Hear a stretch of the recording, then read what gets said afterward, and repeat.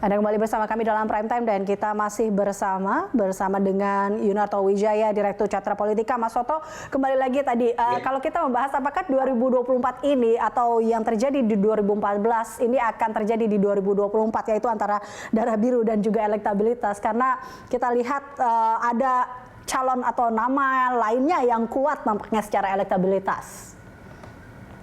Ya, kalau kita berkaca dari apa yang terjadi 2014 dan kita coba bandingkan dengan sekarang, mungkin orang akan bertanya ya, misalnya apakah Ibu Megawati akan mengambil keputusan yang patternnya serupa, bahwa dia akan berbicara mengenai penerimaan publik sebagai variabel utama, baru berbicara mengenai variabel lain seperti darah biru. Dan kita tahu bahkan Ibu Mega mengalahkan dirinya sendiri, tidak maju 2014. Nah, ini yang harus dilihat secara lebih luas ya, betul perdebatan klasik antara darah biru, terutama di partai yang memang sangat terpusat pada sosok tertentu, ataukah kemudian akan mulai ada regenerasi, membuka terhadap adanya kader baru. Nah memang kalau dibaca di 2024 itu akan ada dua peristiwa untuk kemudian menerka darah biru versus kader gitu ya. Satu memang terkait capres seperti yang kita bahas sekarang. Tapi jangan dilupakan kan ada instrumen lain yang harus juga kita prediksi di situ, yaitu misalnya proses pergantian kepemimpinan di PDI Perjuangan misalnya. Akan jadi pertanyaan apakah Ibu Mega akan melanjutkan, apakah Ibu Mega akan membuka kemungkinan bagi yang usianya lebih muda. Nah dalam konteks itu menurut saya kalau misalnya kita berandai-andai Ibu Mega mulai ingin melakukan regenerasi, peluang darah biru akan lebih terbuka di situ.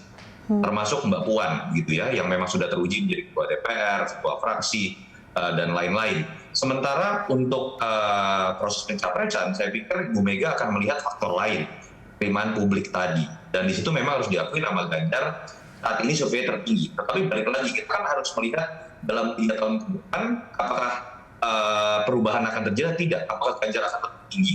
Atau semakin tinggi? Atau jangan-jangan Mbak Puan bisa melakukan sebuah gebrakan, pencitraan yang kemudian menaikkan elektabilitas juga. Tapi yang ingin saya katakan, saya percaya partai ini termasuk Ibu Mega akan melihat faktor survei dan penerimaan publik. Karena dalam konteks pilpres yang menjadi faktor utama, target utamanya adalah menang. Sehingga itu yang akan menjadi pilihan utama. Itu yang menurut saya perlu dilihat, apakah ketika kemudian misalnya darah biru tidak terpilih dalam capres pun, artinya kemudian tertutup Puan untuk berkarir politik lebih jauh, tidak. Ada variabel lain misalnya mengenai pergantian tongkat estafet pimpinan di PDI Perjuangan yang biasanya itu akan lebih tertutup prosesnya dan tidak terlalu mementingkan penerimaan publik atau survei. Di situ peluang Mbak Puan akan sangat besar.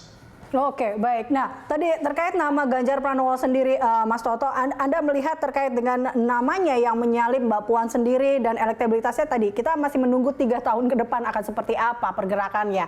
Tapi ke depannya Anda melihat sosok seorang Ganjar Pranowo ini seperti apa?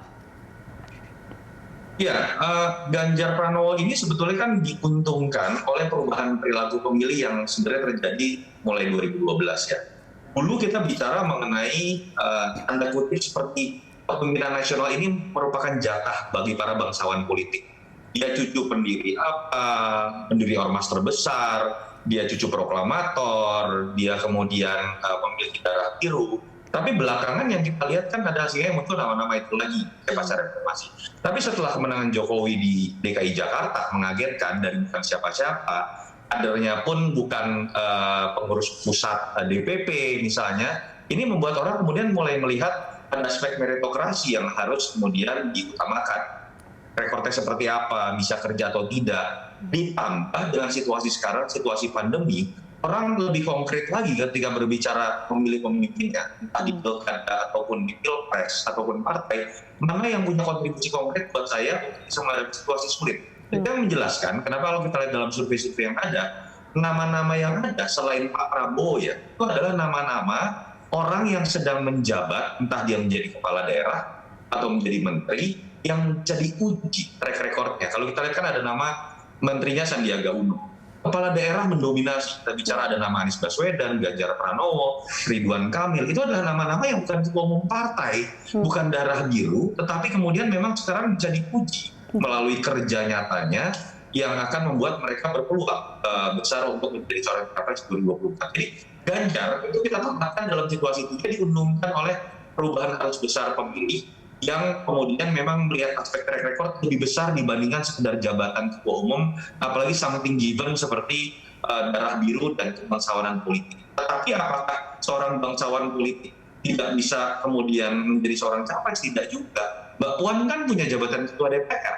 Ada variabel lain yang dia miliki sekarang bisa membuktikan track record dan kinerjanya. Itu yang menyebabkan menurut saya dengan sisa waktu 3 tahun, apalagi darah biru sekarang juga memiliki posisi politik di jabatan publik, itu masih dinamis bisa terjadi. Tapi variabel utamanya adalah penilaian publik terhadap kerja Anda dan bukan karena latar belakang. Oke, baik. Kita akan lihat 3 tahun ke depan akan seperti apa nama-nama yang memang muncul tadi ya. Sebenarnya Mas Toto, seperti apakah memang dinamika ini masih akan terus bergerak sampai 2024. Terima kasih Mas Toto telah bergabung bersama kami dalam Prime Time. Pemirsa, Yunarto Wijaya, Direktur Carta Politika. Dan pemirsa, Prime Time masih akan kembali usai jeda. Tetaplah bersama kami.